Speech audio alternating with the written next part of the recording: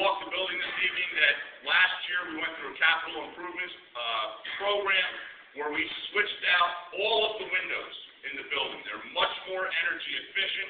I think they certainly look a lot better. We've been very pleased with them. The installation process started at the end of last school year and went through the beginning of the summer ultimately.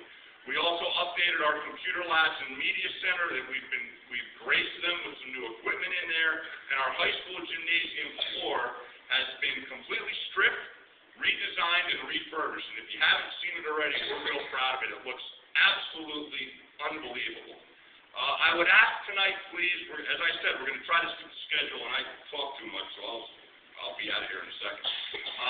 But I would ask that you just be mindful of the fact that tonight really isn't an opportunity for personal or individual conferences with the staff members. I would ask that you respect the fact that they have a job to do with their presentations. We're going to try to stick to that schedule. Certainly, if you'd like to speak to them individually and you have an opportunity later in the evening, you're welcome to do that, but ultimately we encourage you to do that by calling the guidance office to arrange conferences if you'd like to, certainly emailing or accessing our staff through their voicemail boxes. We can arrange to sit down with you if you'd like. Each year on the first day of school, we have an assembly by grade level. We call each grade level down, 7 through 12, to welcome our students back. We kind of give them some information about things that they can anticipate and expect. But ultimately, it's more about expectations that we have globally and expectations that we have of the students. Believe it or not, the program that we had for them was generally well received. It's only about a half an hour or so. I was telling our junior parents last week when we had our team night, our junior high parents, that it's kind of funny. The 7th and 8th graders, they're real excited to be here. They're thrilled. They just can't. The 7th graders, a little bit apprehensive, but they're just happy to be here. The 8th graders, they kind of feel like, hey, wow, I'm not in the 7th grade anymore. Kings and queens of junior high around here.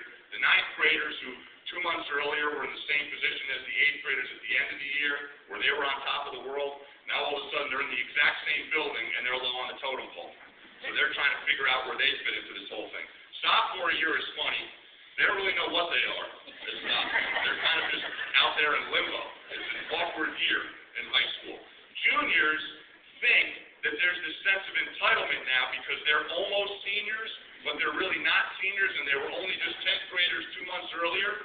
So the seniors then keep them in check, and then the seniors come in, and they feel like, hey, this is great. Can we start talking about graduation now? What happens at the end of the year? They get senioritis the moment that they step into the building.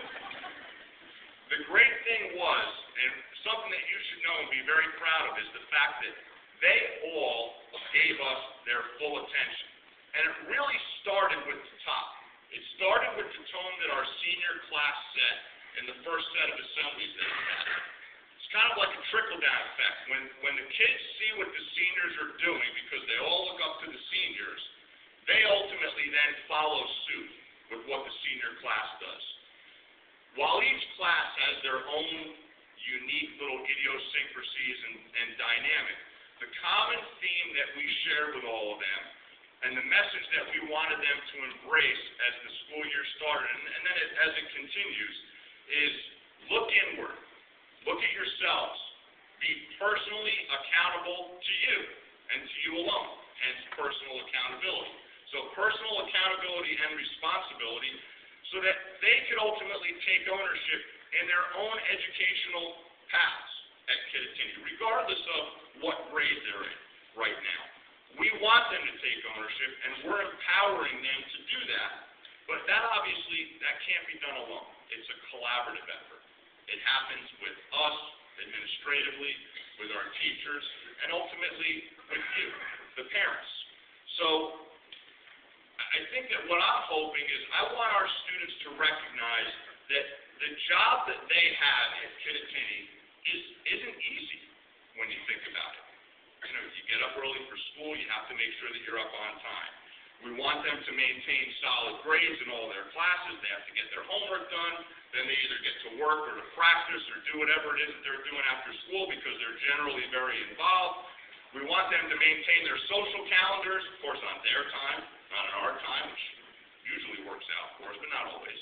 And then, we obviously want for them to be good sons and daughters. I went to my own son's back-to-school night last night. He's a lot younger. He's in the 2nd grade, and I'm already getting called to the carpet because I didn't have his homework done on the first night by a 2nd grade teacher, and it was my fault.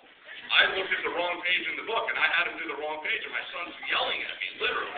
A 7-year-old, Dad, they moved me across the line on the first day of school. I'm in the red zone already. I said, well, with football, the red zone's a good thing. So he got back to where he was okay. But, it's that point that they have a lot to do. And we know that. And we appreciate that. But at the end of the day, we want them to recognize that this is about them. It's not about who's to their right or their left, in front or behind them.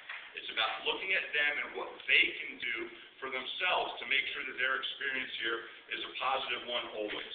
We want them to develop and refine those skills here that hopefully will lead them to success when they encounter life after Kittatinny. And I believe that, as I said proudly, they got the message. They heard it loud and clear. I personally want to thank all of you for your support always. I hope you enjoyed the evening. I think you will. And at this time, I'd like to introduce our superintendent, Mr. Craig Hutchison. Thank you.